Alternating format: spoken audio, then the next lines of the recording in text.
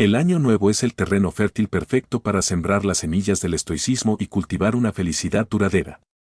Al igual que un jardinero cuida sus plantas, podemos nutrir nuestra mente con los principios estoicos de virtud, razón y aceptación. Sembrando estas semillas, cosecharemos una mayor resiliencia ante las adversidades, una apreciación más profunda por las pequeñas cosas y una conexión más auténtica con nosotros mismos y con los demás. Con cada paso que damos en este camino estoico, estamos invirtiendo en nuestro bienestar futuro y construyendo una vida más plena y significativa.